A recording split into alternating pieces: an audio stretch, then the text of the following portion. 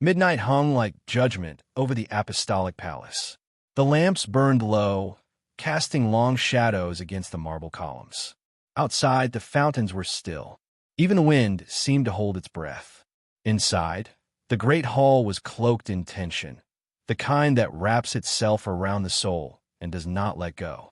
No press, no public, no procession, only silence and the slow pacing of Vatican aides whose faces betrayed what their lips dared not speak. This was no ordinary meeting. It was a reckoning. In the heart of the room sat Pope Leo XIV, unmoved, his hands folded before him, his eyes lowered, not in weakness, but in deliberation. Around him stood 6 cardinals, each one powerful in name, in network, in influence. They had come cloaked in crimson and certainty, their voices sharpened by years of unchecked command. They did not kneel. They did not bow. They came not to serve, but to confront. Then, the provocation. A cardinal, seasoned and smug, stepped forward. In his hand, a leather-bound folder marked with the seal of the Curia. He did not speak with reverence. He did not offer it.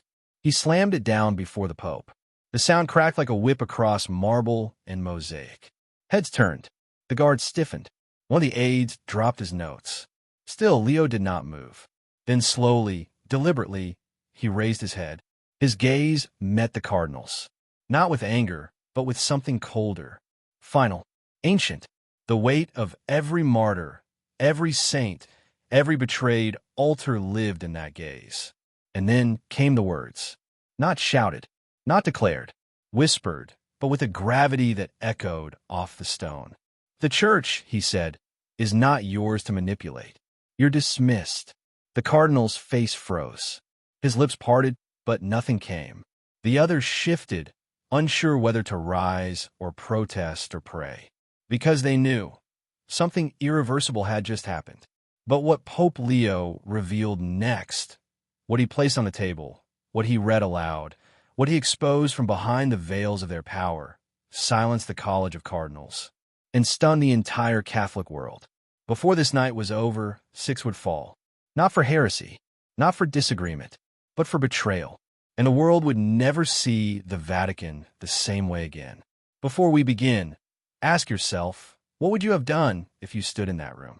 They had believed he would break.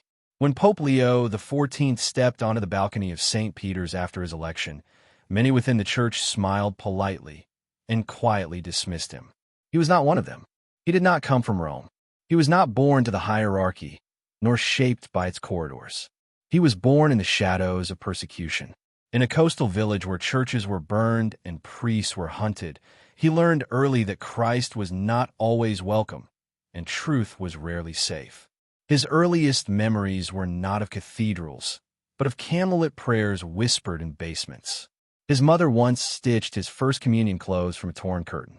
His father had been taken during a crackdown and never returned. As a young priest, he refused all comfort. He slept on the floor. He walked on foot from parish to parish, carrying the Eucharist under his shirt when rebels patrolled the hills. He presided over Mass with guards standing outside. Later, as bishop, he became known for showing up in places others avoided. War zones, quarantines, mass graves. When a famine struck a remote province, he went personally, not with press, not with cameras, but with a shovel. He dug graves with his own hands when the priests under him were too afraid. He was not made in marble halls. He was forged in blood and smoke and silence. And yet, he rose. When the conclave deadlocked and whispers grew of a church adrift in bureaucracy and politics, it was his name, softly, at first, that began to circle the cardinal's ears. Not as a compromise, but as a correction.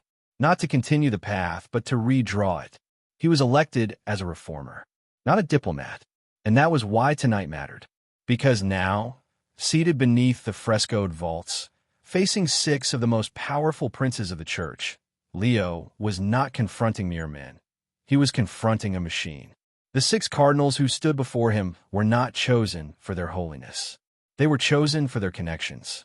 Each had carved out a different corner of the Vatican's vast empire.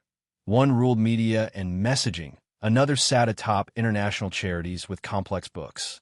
Another had strong ties to nationalist leaders in Europe. One had quietly met with Chinese officials. Two had deep financial holdings that passed invisibly through the hands of clerics. They smiled for cameras. They tweeted scripture while silencing their enemies. They hosted conferences on poverty while dining with oil executives. They did not preach Christ. They branded him. And for years, no one dared oppose them. Until Leo. When he called the emergency synod at midnight, there was no press release, no cameras, no statements. He banned electronics from the hall. Even the guards were forbidden to speak of what they saw. Only handwritten records, signed and sealed. He knew what he was doing, because this was not just a disciplinary action. It was the first time since the Reformation that a sitting pope had moved to expel multiple cardinals, not for doctrinal heresy, but for moral corruption. It was not a debate. It was a severing, and the world was watching. Inside the Vatican, the tension was a living thing. Outside, no one yet knew what was unfolding, but within hours they would. For some, this night would be remembered as a purge. For others, a cleansing. But for Pope Leo XIV, it was something else entirely. It was an act of mourning. He was not casting out enemies. He was burying brothers, men who had once taken vows beside him, but had long since walked a different path.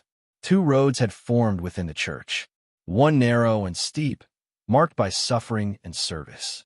The other wide, paved with comfort, ambition, and applause. Tonight, those two paths met, and only one would remain.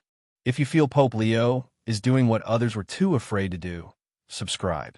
And if you don't, let us know why. But don't be lukewarm. Not now. The silence after Leo's words was not empty. It was full of pride wounded, of power questioned, of men unused to being confronted by anything other than cameras and ceremony. The cardinals did not speak at first. They conferred with glances, subtle nods, a clearing of the throat. They had planned for this. They had arrived confident, armed not with humility, but with strategy. Then, as if by unspoken agreement, one of them, a cardinal from Milan with sharp eyes and sharper instincts, stepped forward. His voice was smooth, carefully measured. "Your Holiness," he began, "we are all men of conscience here. Must theological exploration now be punished as rebellion?"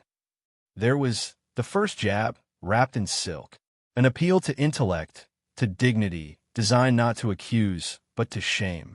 Pope Leo did not look away. He did not consult a note. He did not blink. Exploration, he said gently, without reverence, leads only to pride. The cardinal did not respond, but a slight smirk betrayed him. It was not the answer he expected, and certainly not the retreat he had hoped for. Another cardinal took his cue, a man from Buenos Aires with political polish and the practiced cadence of a seasoned negotiator. "Some of us," he said with false humility, "fear that your Holiness's reforms are being interpreted not as renewal, but as retaliation, that the Church is becoming more political than pastoral." The implication hung in the air like smoke. But Leo's reply came without pause. "My politics," he said, "are nailed to a cross, not printed on a ballot." No one dared interrupt the silence that followed. He had not raised his voice. He had not scolded, but the weight of his words struck with the force of a hammer wrapped in linen. Still, the cardinals pressed on. This was only the surface. They knew how to wear masks, even while bleeding. They had weathered other popes, other threats. Leo, they believed, could still be softened, could still be made to retreat under the right theological smoke and mirrors. They asked questions with the elegance of scholars, questions that sounded noble on the tongue, but dripped with condescension beneath the surface. One asked whether intellectual diversity was now considered disobedience. Another asked whether financial transparency was code for ideological cleansing. Another, with careful venom, wondered aloud if public charity should be favored over private conscience. But none of it moved Leo. He answered not as a politician, not as a theologian, but as a man who had stood alone at too many deathbeds to fear the judgments of men still polishing their reputations. With every question, he responded not with aggression, but with clarity, not to impress, but to expose. Each reply peeled back the polish of their posturing and revealed something raw beneath it. Fear. Not fear of Leo. Fear of what Leo represented. A church not managed but reawakened. A gospel not marketed but lived. A leader who could not be seduced by their flattery nor threatened by their networks. The room remained outwardly calm, but inside, the storm had begun, and they felt it, not in their robes but in their chests. Because for the first time in their long careers, they were being seen, not as titles, but as men. Truth doesn't shout, it endures. If you're with us, subscribe. And if not, speak up. We want to know who still defends these men and why. The tension, once coiled beneath polite debate, now began to unspool. The cardinals had begun with questions. They had offered veiled concerns, theoretical challenges, rhetorical traps dressed in respect. But now, the polish gave way to pulse. Their faces grew tighter, their words sharper. They were no longer protecting the church. They were protecting themselves. It was Cardinal Benedetti who broke first. A towering figure from one of the oldest Italian dioceses, he had long enjoyed the spotlight of media praise and international summits. His voice, until now, had remained carefully composed. But the mask cracked. He stepped forward, his voice raised, not in righteous anger, but in something deeper, fear disguised as defiance. Your policies, he snapped, are emptying the pews and fueling division. You are turning shepherds into auditors and the faithful into critics. The church is bleeding, and you handed a sword instead of a salve. The room fell still. Pope Leo did not rise. He didn't even lift his chin. He only breathed deep, long, and slow. Then, in a voice so low it made men lean forward to catch it, he answered. No, he said. Your silence on sin filled those pews with ghosts. The words landed like stone on glass. Not shouted, not dramatic, but devastating in their stillness. He let the moment hang. He did not rush. He let them sit with the weight of it. Then, with no preamble, he spoke of South America. He spoke of parishes in the jungle, where he had arrived unannounced and was met not with children playing in courtyards, but with whispers from broken parents who wouldn't enter the sanctuary. He spoke of a boy, 8 years old, who clung to the hem of his cassock and whispered, "Do you know what he did?" He spoke of bishops who had buried evidence in sacred ground and smiled over it during Mass. He spoke of the letters that were never answered. He spoke of the confessions that came too late. And then his voice tightened, not with anger, but with memory. I buried the boy myself, he said. No one came. Not his priest. Not the cardinal who protected him. Just me and his mother, who could no longer speak. The room was silent, not out of reverence, but because something had cracked inside it. He didn't accuse. He didn't name. He didn't need to, because everyone in that room knew someone, and perhaps more than one. He let the silence sake. Then he said the line that would echo long after the marble floors had been swept. Politics divides. The gospel wounds before it heals, but it never lies. Some turned their faces slightly. Others crossed their arms. One looked at the crucifix above the Pope's head, as if hoping it would blink. But no one responded, because there was nothing left to say, not without admitting what they had denied for years. It was no longer about theology, no longer about policy, no longer about style or papal preference. It was about what they had allowed and what he would no longer permit. If you believe the church must hurt before it heals, subscribe now. And if you won't, then say in the comments, why should the guilty stay hidden? The weight of Leo's testimony, the suffocating silence that followed, the glances exchanged between once proud cardinals now shrinking under the weight of memory. They should have known the hour had come. But pride is a stubborn flame, and power, once challenged, does not yield without burning the air around it. It was Cardinal Moretti, fourth from the left, known for his closeness to media moguls and private banking institutions, who dared to speak next. His robe was perfectly tailored, his ring heavy with gems, his posture impeccable. He had not spoken much that night. He had waited, calculated, believing Leo would eventually overplay his hand, or the room would rally back to the center. But now he stepped forward, his lip curled in disdain, the last illusion of diplomacy stripped away. "You're just a populist in a cassock," he said. "You rile the ignorant. You shame the faithful. You trade doctrine for drama. The church was not built by men like you. It was built by men who knew how to hold their tongues." The insult was clear.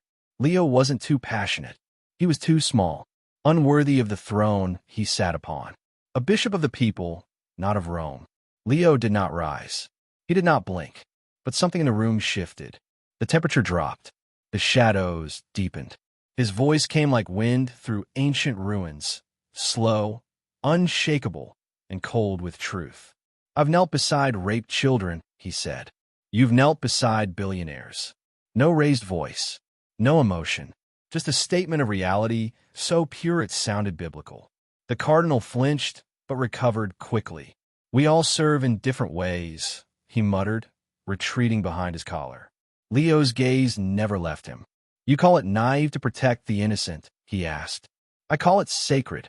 A single word might have broken the tension then. A confession, a tear, even a breath. But none came. So Leo moved. Slowly, deliberately, he reached beneath his white robe. From within its folds, he withdrew a plain brown folder. No markings, no seals, no theatricality.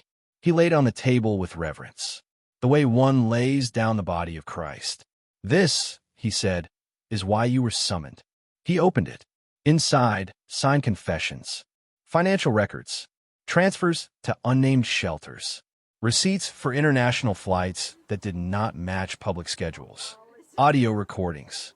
One by one, he began to read, not loudly, not to shame, but like a man delivering last rites. One cardinal's breath caught. Another reached for his rosary. A third turned his face away. "You thought the Vatican archives were locked," Leo said.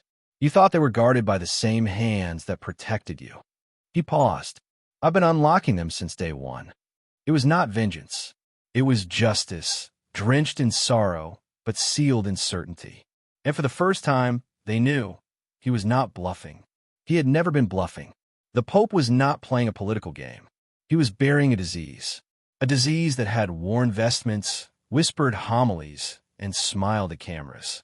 And now, he was preparing its funeral. If this moment made your heart pound, subscribe now. And if you feel nothing, explain why in the comments. And may God reach you. The papers lay open like wounds. And still no one moved.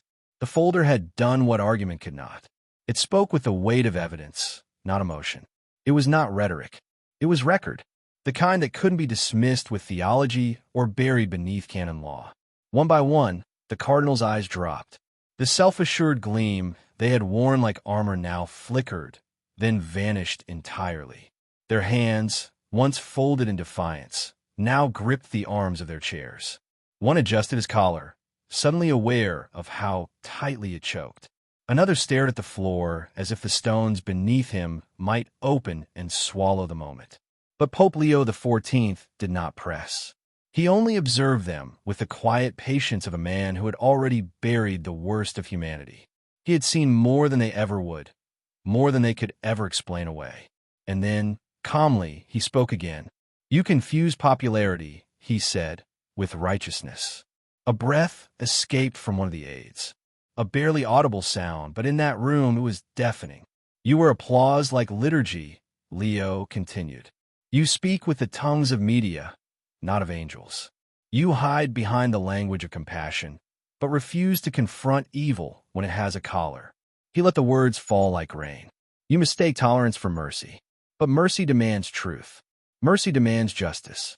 Mercy bleeds for the sinner, but never protects the sin." His voice grew even softer. "One forgives," he said. "The other enables." No one interrupted. There was nothing left to interrupt with. Then, with terrible gentleness, he looked each of them in the eye and asked the question that would follow them for the rest of their lives. "Tell me, why does defending the voiceless make you uncomfortable?" No one answered, because the answer was already sitting in front of them, in envelopes, in numbers, in signatures. Their silence wasn't refusal. It was exposure. Across the room, one of the older cardinals, his hands trembling, reached slowly toward his left hand. With effort, He removed his episcopal ring, kissed it, and set it on the table. He said nothing. He did not ask for forgiveness. He only walked to the door, opened it, and stepped out into the corridor. The others remained, but something inside them had broken. It was not victory. It was not conquest. It was the soft, aching silence that only comes when truth has spoken and every lie has been forced to sit down. If this silence spoke louder than 1,000 homilies, subscribe. If you still refuse, then don't hide. Drop a comment and own your position. Pope Leo did not look triumphant. He looked tired, not the fatigue of defeat, but the exhaustion that follows a long, necessary surgery. The kind that saves a life by cutting deep. His eyes rested where the ring had been left behind. That tiny golden band, once a symbol of sacred trust, now sat like a discarded crown on a table that had seen too much silence. Then he stood, not abruptly, not with drama, but with a kind of ancient sorrow, like a shepherd rising from the field where too many lambs have been lost. This isn't about discipline, he said quietly. It's about the soul of the church. His voice was slower now, not heavy, but deliberate, like a man laying bricks on sacred ground. We have confused strategy with shepherding, bureaucracy with belief. We have defended structure while our children bled in silence. We asked the world to respect our sacraments, while we ignored the sacredness of their suffering. A long pause. Then he turned, not to the cardinals, not to the aides, but to a place unseen, as though speaking through the walls, into the pews, into the camera that wasn't there, but whose silence echoed just as loud. To those watching, listening, those disillusioned and done with the church, he said, I know what's been done in her name. I've wept over the files. I've held the letters from mothers who buried their sons because no one believed them. He stepped closer to the edge of the marble platform, as if to narrow the distance between the Vatican and the hurting. The next abuse scandal, he said, won't be stopped by headlines. It'll be stopped by you, by the grandmother who refuses to be silent, by the young priest who chooses holiness over career, by the layman who speaks up, even when it costs him the comfort of neutrality. Another long breath. We don't need more eloquent wolves, he said. We need brave, silent lambs. Those who follow truth when it's inconvenient and love when it's dangerous. His eyes returned to the table, to the folder of evidence, to the ring. Today 6 left, he said, but may thousands more return, not to politics, not to image, but to the truth. He made the sign of the cross, slowly, reverently, and in that final gesture, something shifted, not in the room, but in the story of the church itself. A shepherd had not only spoken, he had bled with his flock, and heaven, perhaps, had finally stopped weeping, if only for a moment. If you've ever felt abandoned by the church, but now see a shepherd rising, subscribe. And if you feel nothing has changed, comment why. Don't just scroll past your own conscience. If you were there, in that midnight hall, what would you have said? Not with hindsight, not with edited commentary, but in that moment, when truth trembled on the edge of scandal, and silence had become a sanctuary for the guilty, where would you have stood? Would you have glanced at the other cardinals, waiting for consensus before courage? Would you have cleared your throat, whispered about procedure, and hoped no one remembered your silence? Or would you have stood with Leo, not because he was flawless, but because he was finally willing to speak where others had only smiled? Because he saw that the real danger wasn't rebellion, it was rot. And rot doesn't scream, it festers. Quietly, in locked rooms, in polite compromise, in diplomacy that buries the dead without ever naming the killer. So now we ask you, not as an audience, as a witness, drop your thoughts below. Don't hide behind anonymity. Don't disappear into the crowd. Let the world see what side you're on. Because tonight, the Vatican wasn't the only courtroom. That room was larger than stone. And history, it remembers more than titles. So may we all seek truth, not just loudly, but humbly. Not just in outrage, but in obedience. Not just in speeches, but in silence that finally breaks. And may we never again confuse peace with silence. If you believe the shadows must speak and truth must be heard, subscribe to Holy Shadows. And if you won't, let us know why. But don't expect the silence to protect you.